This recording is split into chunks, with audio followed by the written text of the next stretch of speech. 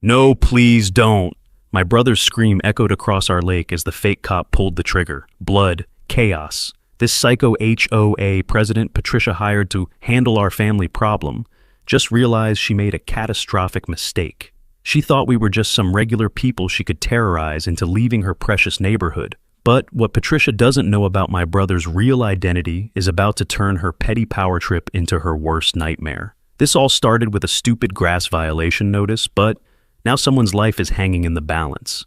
Where are you watching this insane story unfold? Comment below. Let me back up and tell you how this absolute nightmare started. Because honestly, when I first moved to Lakeside Estates, it seemed like the perfect place for a burned-out corporate manager turned elementary school teacher to find some peace. 52 beautiful lakeside villas, manicured lawns that looked like golf courses, and monthly HOA fees of $300 that supposedly kept everything pristine. Patricia Wellington ruled this little kingdom with what I initially thought was just enthusiastic community spirit.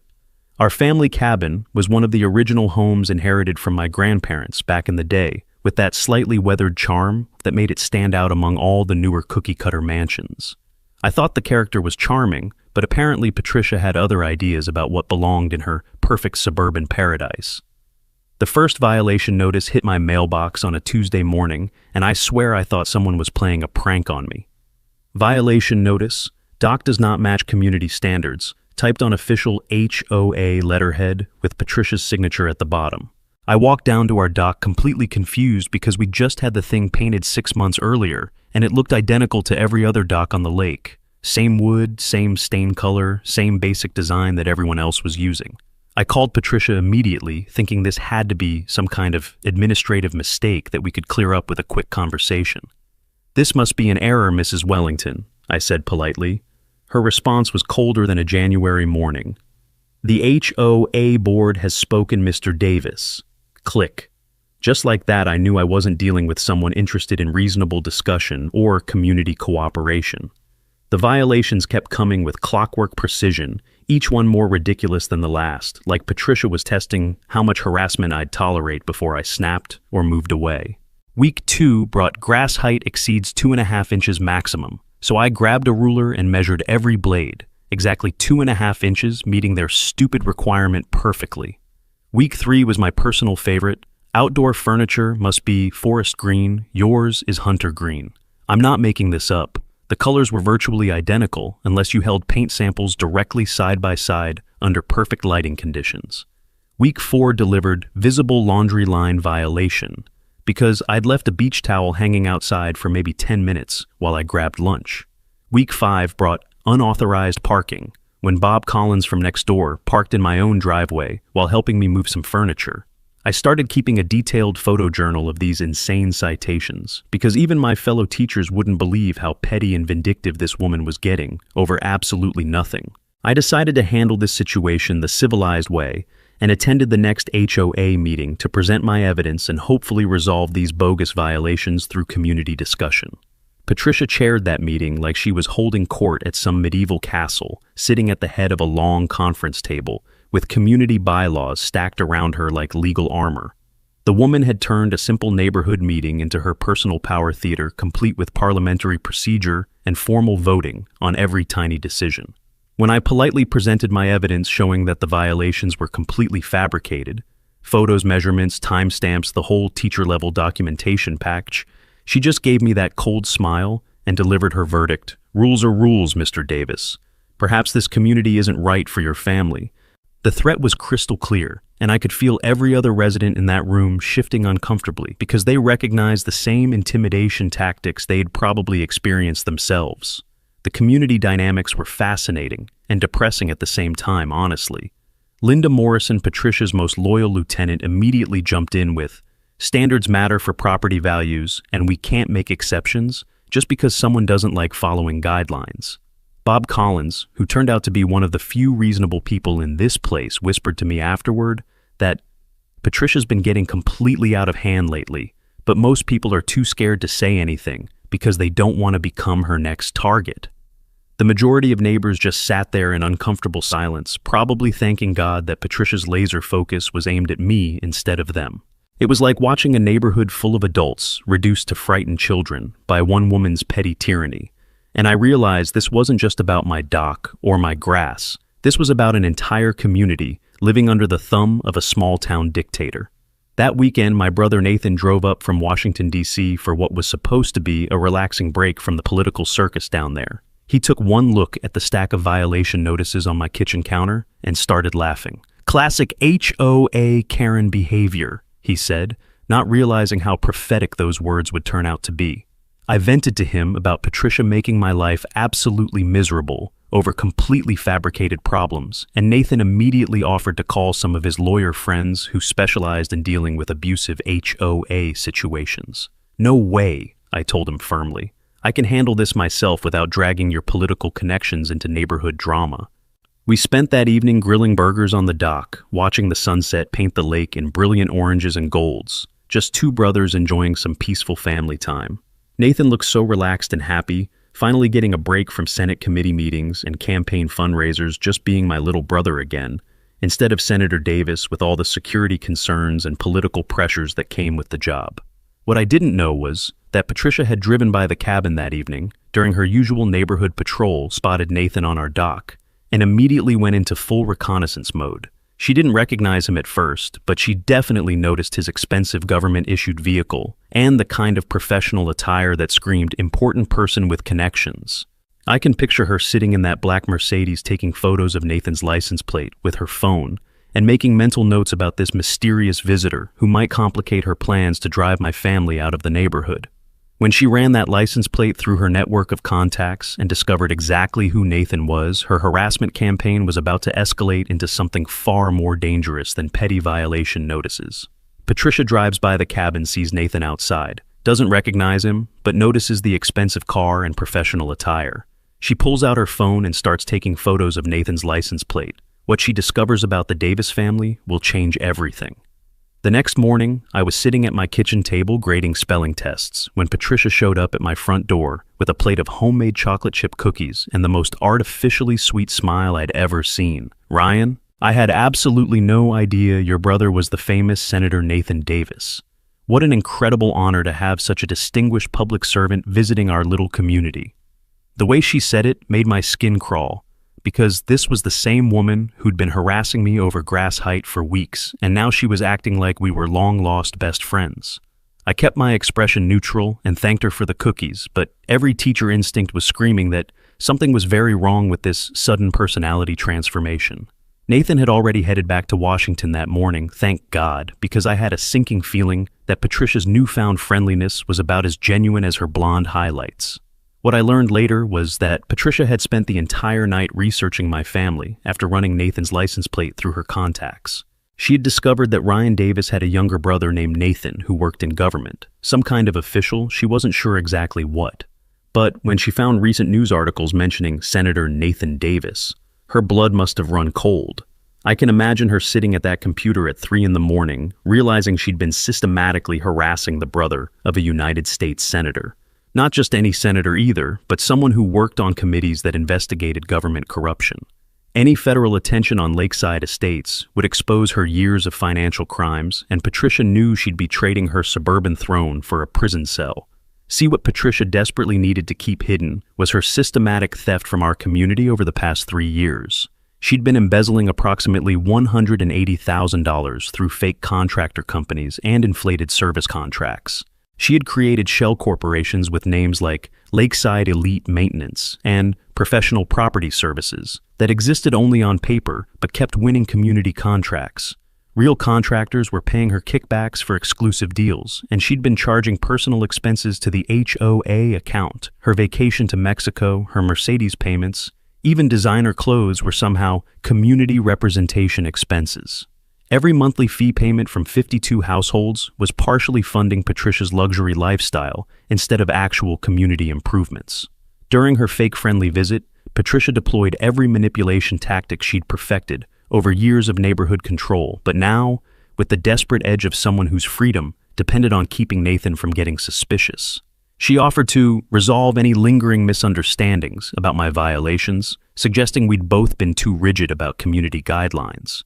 When I politely declined her generous offers, she shifted to subtle threats wrapped in fake concern. "Teaching is such important work," she said, stirring sugar into her coffee with deliberate slowness. "I'd hate for anything to jeopardize your wonderful career. Small communities can be tricky. Rumors spread so quickly, and parents are so protective of their children's educational environment." The threat was crystal clear without being direct. Patricia controlled enough local gossip networks to destroy my teaching reputation with whispered campaigns about inappropriate behavior that would follow me anywhere in the region. She mentioned how community reputation affected property values, implying that families who didn't fit in might find their investments worthless. Then came the most chilling threat disguised as concern. "Senators have so many enemies these days. All that political controversy must make family safety such a constant worry. I can't imagine the stress of never knowing who might want to cause problems for people you care about." Patricia's revenge campaign began immediately after discovering Nathan's identity and the existential threat he represented. Anonymous complaints flooded my school district within hours, accusing me of aggressive behavior toward community leaders and using family political connections to intimidate neighbors. Someone had secretly photographed our conversations, cropping images to make normal discussions look like heated arguments. My principal called me for a friendly heads up, saying he didn't believe the accusations, but warning that these situations can develop their own momentum if we're not careful.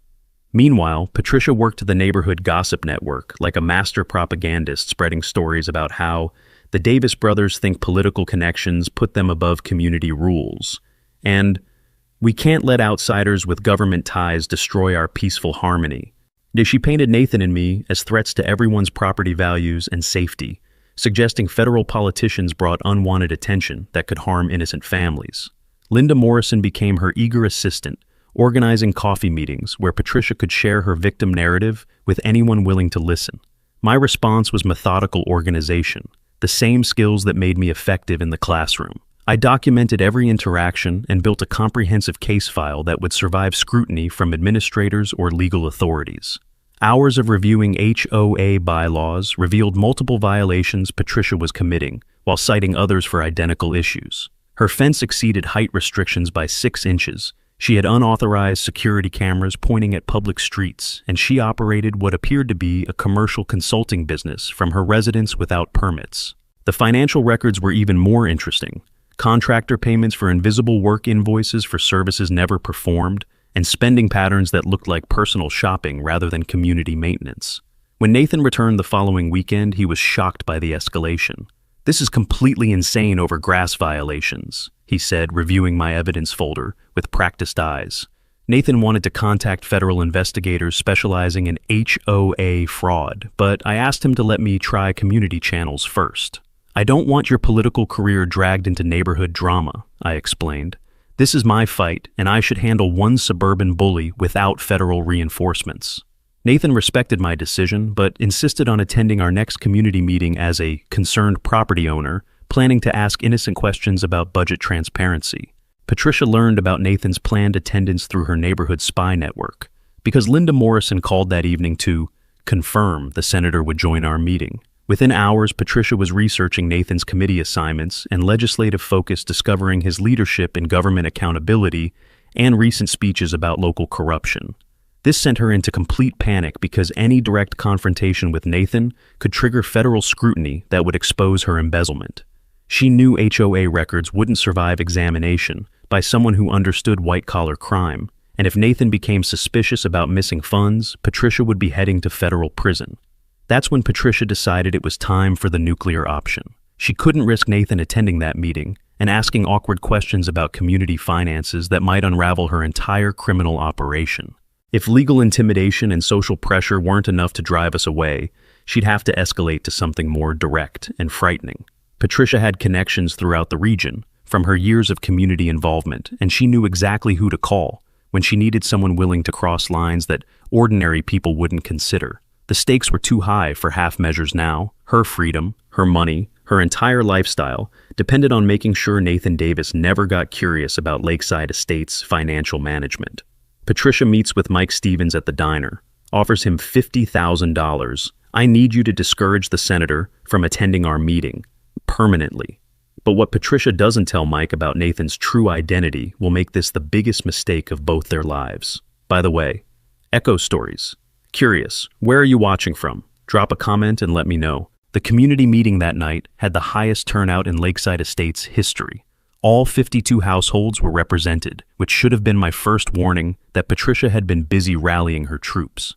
She chaired the meeting like she was running a corporate boardroom, sitting at the head of our community center's conference table, with HOA bylaws stacked around her like legal armor. Nathan and I sat together near the back, armed with our folder of evidence, and feeling cautiously optimistic about presenting the truth to our neighbors. The room was divided into 3 clear camps: Team Patricia, with Linda Morrison leading the cheerleading section in the front rows, Team Davis with Bob Collins and a few other reasonable neighbors scattered throughout, and the fence sitters who just wanted this drama to end so they could get back to their peaceful lakeside lives. Patricia had structured the meeting agenda like a legal prosecution, placing Davis family violations as the first major item and limiting discussion time to prevent any real debate. She'd stacked her supporters in the front rows for maximum intimidation factor, and Linda Morrison was ready with prepared statements about maintaining community standards. When Patricia called the meeting to order, she launched into a speech about community values that sounded more like a religious sermon than an HOA discussion. She presented me as this problem resident who refused to follow simple rules, showing those carefully cropped photos of our conversations and describing my pattern of defiance like I was some kind of criminal. Some neighbors were nodding along, but I could see others rolling their eyes at the dramatic presentation. When it came time for financial discussions, Nathan played his cards perfectly. He raised his hand politely and asked, "Could we please review the HOA budget for this year?" Patricia's mask slipped for just a second before she regained her composure. "Financial matters are board business," she said dismissively, but Nathan wasn't backing down. "As property owners, we have the right to see where our fees are going," he pressed, using his most reasonable senator voice. That's when Patricia made her first real mistake of the evening. Her face twisted with irritation, and she snapped, "Some people think having titles makes them special." The room went dead quiet because everyone knew she was talking about Nathan being a senator, and the pettiness was showing through her perfect facade. That's when I stood up and presented my evidence folder like I was teaching a lesson on community responsibility. I showed photographs of Patricia's own property violations that she'd been ignoring while citing me for identical issues. I presented the financial discrepancies I'd discovered, contractor payments that didn't make sense, invoices for work that was never done, and a spending pattern that looked more like personal shopping than community maintenance. The room was dead silent as neighbors realized their perfect HOA president wasn't so perfect after all. Patricia tried to counterattack by accusing me of harassment and stalking, claiming that Nathan was using his political position to bully community leaders.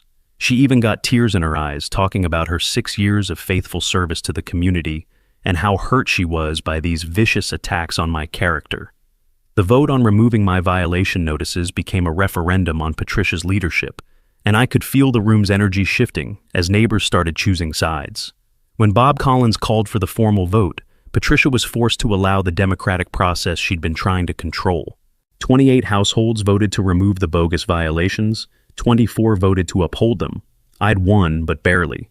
Patricia's authority had been publicly challenged for the first time in years, and she did not handle it well. Her face went bright red as she realized she'd lost control of her own meeting. She stood up abruptly, knocking over her water glass, and declared that this community will regret this decision, before storming out like a toddler having a tantrum. Nathan leaned over to me and whispered, "I think we just made a very dangerous enemy." Patricia's revenge campaign started immediately after the meeting ended. She must have spent the entire night filing complaints with every government agency she could think of. Code enforcement, health department, fire marshal, IRS, you name it. She was using every connection in her network to harass Nathan and me, turning what should have been a simple HOA dispute into a full-scale war. The community divide deepened as neighbors were forced to pick sides, and I started getting reports from friendly neighbors about Patricia's private phone calls where she was describing Nathan and me as government agents who were investigating residents for some nefarious purpose. She was spinning a conspiracy theory that we were a threat to everyone's privacy and security. But Patricia's real desperation move came when she called an emergency HOA board meeting the next morning. According to Linda Morrison, who later testified about this, Patricia told the board that Nathan and I represented a security threat to the community and that we were government agents conducting some kind of investigation into residents' private lives. She convinced the board that they needed to authorize professional security consultation to protect the community from whatever threat we supposedly represented.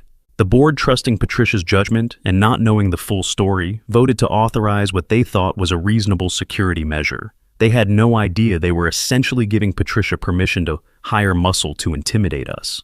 What Patricia didn't tell the board was that she'd already contacted Mike Stevens, a desperate former security guard who owed $30,000 in gambling debts and was facing eviction. Patricia offered him $50,000 to discourage Nathan from attending future HOA meetings, making it sound like simple intimidation rather than the violent confrontation she was actually planning. Mike was desperate enough to say yes without asking too many questions about what discouragement meant, and Patricia was careful not to spell out exactly what she wanted him to do. In her mind, she had plausible deniability. If anything went wrong, she could claim she'd only hired security and that Mike had exceeded his instructions. Mike Stevens calls Patricia, "It's done. Meet me at the cabin tonight. Make sure you have an alibi." Patricia books a dinner reservation for the exact time of the planned accident. But there's something about Nathan that Patricia still doesn't know, something that will turn this from a simple intimidation into a federal crime. That evening started so peacefully that I almost feel guilty, remembering how relaxed Nathan and I were before everything went to hell. We were grilling burgers on the dock, talking about community politics and Patricia's obvious desperation after losing the vote. Nathan was actually considering whether we should just sell the cabin and move on with our lives. "Maybe we should cut our losses," he said, flipping a burger. "Life's too short for this kind of drama with crazy neighbors." But I wasn't ready to give up our family's legacy to some petty tyrant. "No way," I told him firmly. "She doesn't get to win through intimidation and harassment. If we back down now, she'll just do this to the next family who stands up to her." We were watching the sunset paint the lake orange and gold, completely unaware that Patricia's security consultant was already parking his fake police car at the end of our street. Officer Tom Bradley arrived at our cabin around 8:30, and I have to admit he looked completely legitimate at first glance. Professional police uniform, proper badge, official radio crackling with what sounded like real dispatch calls. If you didn't know any better, you'd never question his authority. His demeanor was serious and official as he approached our dock, and Nathan immediately tensed up, because politicians always worry about security threats.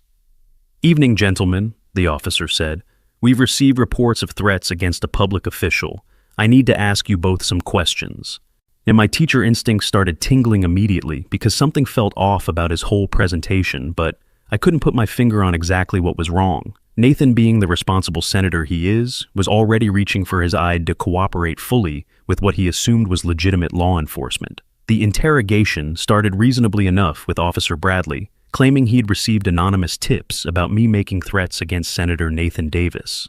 According to his story concerned, citizens had reported political harassment and abuse of the senator's position in family disputes. He demanded that Nathan come to the police station for protective custody while they investigated these alleged threats. Nathan was confused, but willing to comply. He had dealt with security concerns before and knew the drill. But something about the whole situation was making my skin crawl. The officer's badge number format was wrong for our local police department. His radio code sounded outdated, and despite the cool evening air, sweat was beading on his forehead like he was nervous about something. His holster position was awkward too, like he wasn't used to wearing the equipment. When I asked to see his supervisor's contact information, Officer Bradley started getting defensive and aggressive. "Stop questioning my authority," he snapped, which is definitely not how real cops handle reasonable requests for verification. Nathan caught my eye and mouthed, "Something's wrong," because he'd noticed the inconsistencies too. That's when the situation escalated beyond anything I could have imagined. Bradley ordered Nathan into the patrol car at gunpoint, and when I stepped forward to block the path demanding to see a warrant, the fake officer completely lost his composure. "Get out of the way, or I'll have to use force," he shouted, and that's when I knew for certain we were dealing with someone who had no real law enforcement training. His hands were shaking, his voice was cracking, and he was sweating through his uniform like he was about to have a panic attack. Everything happened so fast after that. Nathan was trying to de-escalate the situation, using his political training to speak calmly and reasonably, but Bradley was clearly in over his head and panicking. The gun went off, whether by accident or on purpose I'll never know for sure, and Nathan went down with a bullet in his shoulder. The sound of the gunshot echoing across the lake was like nothing I'd ever heard before, and suddenly there was blood everywhere. Nathan was conscious but in obvious pain, pressing his hand against the wound while I dropped to my knees beside him. "Oh my God," Bradley was screaming. "I didn't mean to hurt him. I just hurt a senator. Patricia, what did you make me do?" He dropped the gun and was pulling out his own cell phone to call 911, which told me everything I needed to know about how unprepared he was for actual violence. Bob Collins came running from his house because he'd heard the gunshot, and within minutes our quiet lakeside evening had turned into a crime scene with neighbors gathering and sirens wailing in the distance. I was trying to keep Nathan conscious and apply pressure to his wound while Mike Stevens, because that's who Officer Bradley really was having a complete breakdown about 20 feet away. "I'm not a killer," he kept saying. "This was supposed to be simple intimidation." She said, "Just make them leave town, not hurt anyone." He was rocking back and forth like a man who just realized his life was over. And honestly, I almost felt sorry for him, because it was obvious he'd been manipulated into this situation by someone much more calculating than he was. That's when Patricia made her grand entrance, arriving just as the ambulance was pulling up to our cabin. She claimed she'd heard the commotion and came to see what was wrong, but her timing was too perfect to be coincidental. When she saw Nathan being loaded onto a stretcher with his shirt soaked in blood, her shock looked genuine for the first time since I'd known her. Mike Stevens pointed at her with a shaking finger and screamed, "She hired me. I hurt a senator because of her. She told me he was just some troublemaker, not a real senator." Patricia's carefully constructed facade finally cracked completely as she realized the magnitude of what had just happened. "I didn't know he was actually a senator," she said, which was a lie, but also an admission that she'd hired someone to intimidate Nathan. This was just supposed to scare them into moving away. The real police arrived within minutes, and suddenly our lakeside community was swarming with actual law enforcement ambulances and crime scene investigators. Linda Morrison showed up and immediately started apologizing to anyone who would listen, horrified that the HOA board had unknowingly authorized this disaster. "We voted to let her hire security," she kept saying. "We never meant for anyone to get hurt. A senator got shot because of our HOA dispute." Bob Collins was already talking to the lead detective, explaining how Patricia had been escalating her harassment campaign for weeks. The whole community was in shock, because their respected HOA president had hired someone who had just committed a federal crime by shooting a United States senator. This wasn't just assault anymore. This was an attack on a federal official, which meant Patricia was looking at serious prison time, even if Nathan recovered completely. Patricia in a patrol car whispers to Mike, "Keep quiet about the books. Your daughter's surgery depends on it." Even arrested, she's still manipulating people. But what Patricia doesn't realize is that someone else heard every word, someone who's about to become her worst nightmare. This story gets crazier by the minute. Echo Stories viewers, let me know in the comments where you're following along. For Mike Stevens broke down completely during his police interrogation, and honestly, I don't blame him. The guy was facing federal charges for shooting a senator. His daughter really did need expensive medical treatment, and Patricia had played him like a fiddle from day one. He told investigators everything, how Patricia had approached him when he was desperate after losing his security job, how she'd offered him $50,000 just to scare Senator Davis into staying away from HOA meetings, and how she'd made it sound like simple intimidation rather than anything violent. She said, "Just make them leave town, not hurt anyone," he kept repeating, showing text messages and bank records that proved Patricia had been planning this for days. The conspiracy to intimidate charge was bad enough, but when that intimidation accidentally became a shooting, Mike was looking at 20 years in federal prison. Sheriff Wilson started examining the HOA financial records as soon as he realized this wasn't just a simple assault case, and what he found was even worse than I'd suspected. Patricia had stolen over $180,000 from the community over 3 years using fake companies with names like Lakeside Elite Services and Professional Property Solutions that existed only on paper. She'd been getting kickbacks from real contractors in exchange for exclusive deals, charging personal expenses to the HOA account, and even paying herself a secret salary for administrative services that weren't authorized by the board. The pattern of corruption went back to her first year as HOA president, which meant she'd been planning to loot the community from the moment she got power. Every monthly fee payment from 52 households had been partially funding Patricia's lifestyle instead of improving our shared amenities. The community reaction was swift and brutal for Patricia's reputation. Bob Collins called an emergency HOA meeting for the morning after the shooting, and the attendance was even higher than our previous battle. Linda Morrison stood up immediately to deliver a public apology that had most people in tears. "We authorized this disaster," she said, her voice shaking. "Patricia told us the Davis brothers were some kind of security threat, and we trusted her judgment. A United States senator got shot because we blindly followed someone we thought was protecting our community." The board voted unanimously to remove Patricia from all positions and elect Bob as interim president while they figured out how to repair the damage. People were talking about lawsuits, insurance claims, and whether our HOA could even survive the scandal. The media attention was immediate and brutal. Local news ran the story as "Senator shot by fake police officer hired by HOA." And within hours, it had gone national. I became the reluctant spokesperson for our community, trying to explain to reporters how a simple grass height dispute had escalated into attempted murder. This all started because Patricia thought my lawn was too tall. I told one journalist, and even I couldn't believe how insane that sounded. Nathan gave interviews from his hospital bed with his arm in a sling and looking like he'd been through a war. "HOA abuse is a national problem," he said. "No American family should have to live in fear of petty tyrants who think a neighborhood presidency makes them above the law." The story struck a nerve because millions of people had their own HOA horror stories, and suddenly Patricia had become the face of everything wrong with these power-hungry community organizations. From her jail cell, Patricia was still trying to manipulate and control the narrative, even though her world was crumbling around her. She called Linda Morrison collect, claiming the whole thing was a terrible misunderstanding, and trying to blame Mike Stevens for exceeding his instructions.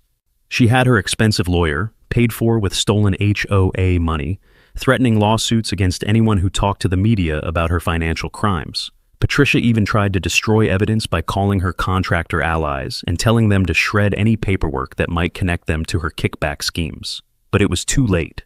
The FBI had already seized her records, frozen her accounts, and started tracing the money trail that would eventually lead to federal tax evasion charges on top of everything else. My vindication felt better than I had expected, honestly.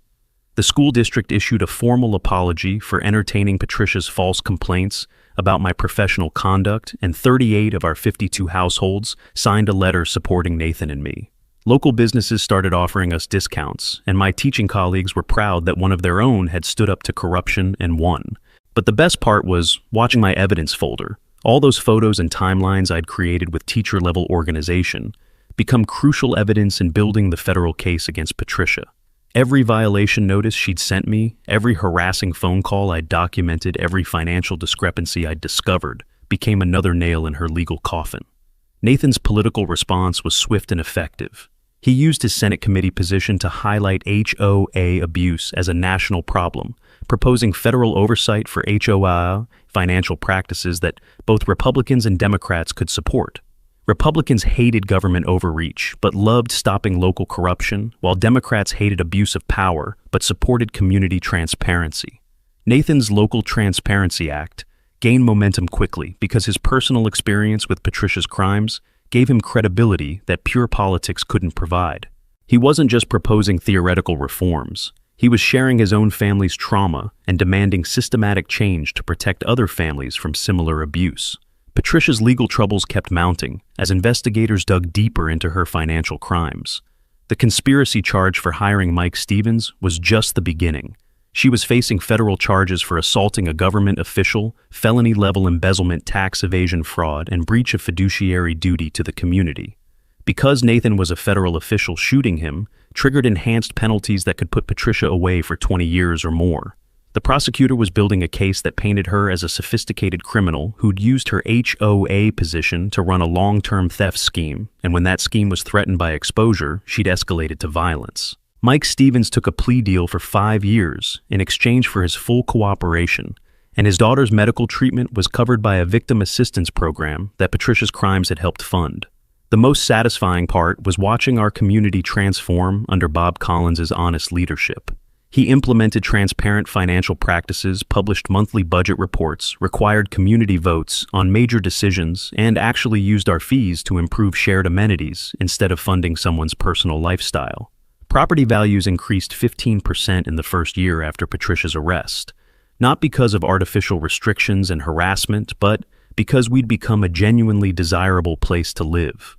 People were actually talking to their neighbors. Again, children could play without being reported for noise violations, and the community events felt authentic instead of forced. We'd gone from Patricia's personal kingdom to an actual democratic community where everyone had a voice. Patricia's lawyer visits her in jail. "I can get charges reduced, but you need to return all the money and resign quietly." Patricia: "Never. I'd rather burn this whole community down first." What she's about to do next will shock everyone who thought they knew how far she'd go. Patricia's refusal to accept any plea deal that required admitting guilt showed just how delusional she'd become about her chances of beating federal charges.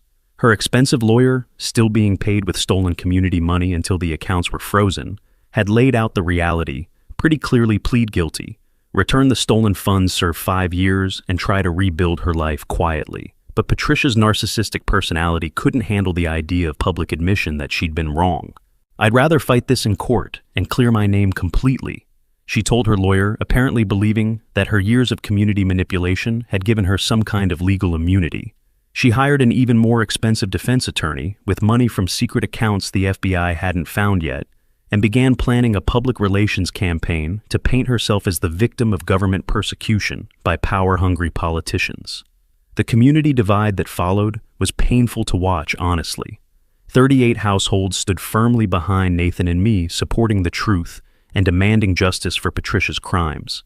But 8 households, mostly people who had benefited from Patricia's favoritism over the years, bought into her victim narrative completely.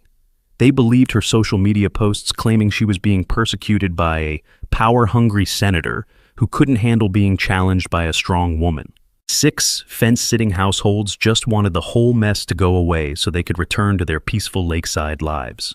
The media attention was making everyone uncomfortable, and some neighbors blamed Nathan and me for bringing federal investigators into their private community business, even though Patricia was the one who'd committed the crimes that attracted that attention. My response was to treat this like the ultimate teaching moment, organizing community education sessions about HOA rights and financial transparency. I created presentations showing exactly how Patricia had violated our community bylaws, demonstrating proper budget management techniques, and explaining how homeowners could protect themselves from future financial abuse. The methodical approach that had helped me document Patricia's harassment now became a tool for empowering our neighbors with knowledge about their legal rights. Some people were grateful to finally understand how their monthly fees should actually be managed, while others resented having to learn about budgets and oversight when they'd preferred Patricia's "just trust me" approach to community leadership. Nathan's political support was invaluable during this period, but he was careful to keep his federal connections focused on the legal aspects rather than the personal drama. FBI investigators were tracing Patricia's financial crimes to other states, finding connections to similar HOA fraud schemes that suggested a larger pattern of corruption. The IRS was pursuing tax evasion charges based on Patricia's unreported income from kickbacks and embezzled funds. Nathan's Senate committee used our case as an example in hearings about HOA reform, but he made sure the focus stayed on systematic problems rather than personal revenge. His legislation gained bipartisan support because everyone could see how unchecked local power had nearly led to tragedy in a community that should have been safe and peaceful. Bob Collins's leadership during this crisis period really showed what competent HOA management could look like when someone actually cared about serving the community instead of enriching themselves.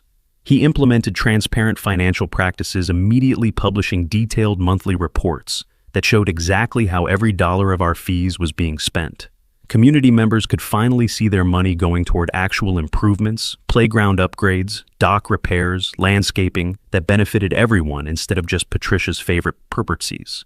The contractor bidding process became completely open and competitive, which actually lowered costs while improving service quality. For the first time in years, people felt like they had a voice in community decisions, rather than just being subjects in Patricia's personal kingdom.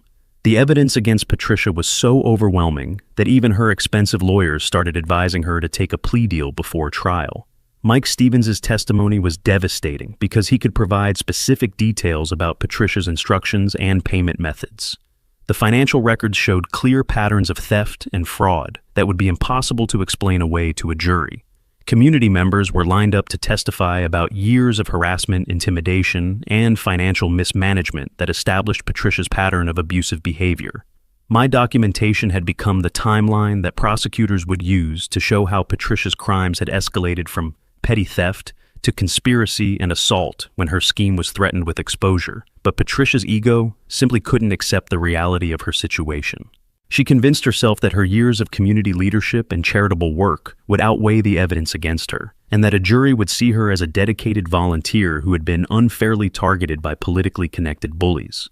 Her social media posts became increasingly desperate and delusional, claiming she was fighting for community rights against federal overreach, and painting herself as a martyr for local independence. Some of her remaining supporters shared these posts and donated to her legal defense fund, not realizing they were helping to pay for attorneys who were fighting a hopeless case. The disconnect between Patricia's self-image and reality was becoming more obvious every day, and it was painful to watch someone destroy themselves so completely rather than accept responsibility for their actions. My own growth during this period surprised me honestly. I'd gone from being a conflict-avoidant teacher who just wanted to live peacefully to becoming a community leader who wasn't afraid to stand up to corruption and abuse. The teaching skills that had helped me manage classroom dynamics turned out to be incredibly useful for organizing neighborhood meetings and helping people understand complex financial information. Nathan and I had grown closer through this shared trauma, and our relationship felt stronger and more authentic than it had since we were kids. We'd faced down a genuine threat together and protected our community from someone who would have continued stealing and bullying indefinitely if we hadn't found the courage to fight back. The final court date was scheduled for early spring, giving Patricia one last chance to accept a plea deal that would spare the community a lengthy and expensive trial. Her lawyer made one final offer: plead guilty to embezzlement and conspiracy charges, return all stolen money, serve 8 years, and accept permanent banishment from any HOA leadership position. Patricia's response was predictable and devastating. Schedule the trial. I'm going to destroy the Davis brothers in court, whatever it costs. She seemed to believe she had some secret weapon that would turn the case in her favor, some revelation that would expose Nathan and me as the real criminals while vindicating her years of theft and harassment. What she didn't realize was that her delusions were about to collide with the harsh reality of federal justice. Patricia's final court hearing is scheduled. Her lawyer makes last offer: plead guilty, return money, serve 5 years. Patricia: schedule the trial. I'm going to destroy the Davis brothers in court, whatever it costs.